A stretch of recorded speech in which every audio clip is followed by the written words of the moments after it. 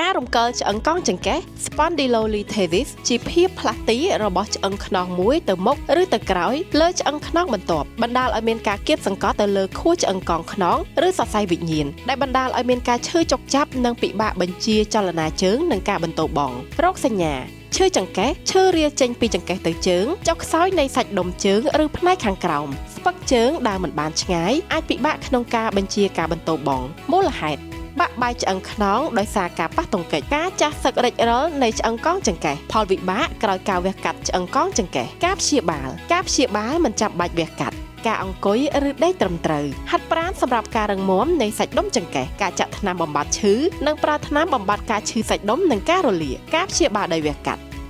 កលទ្រនាប់ឆ្អឹងកងចង្កេះនិងចាប់ដៃដើម្បីភ្ជាប់ឆ្អឹងខ្នងឲ្យរឹងមាំវិញនិងដើម្បីបន្ធូរការចង្អៀតសរសៃប្រសាទជំរើសនៃការព្យាបាលដោយការប្រើប្រាស់ថ្នាំដោយចលនាឬដោយវិធីវះកាត់គឺអាស្រ័យលើរោគសញ្ញានៃជំងឺនិងការវិវត្តនៃជំងឺសាស្ត្រាចារ្យជេងអ៊ីងឯកទេសវះកាត់ឆ្អឹងកងខ្នងដោយចោះនិងវះកាត់ខួរក្បាលដែលមានបទពិសោធន៍ជាច្រើនឆ្នាំនិងបានបញ្ចប់ការសិក្សាទាំងក្នុងស្រុកនិងក្រៅប្រទេសទំនាក់ទំនងលេខទូរស័ព្ទ060 26 9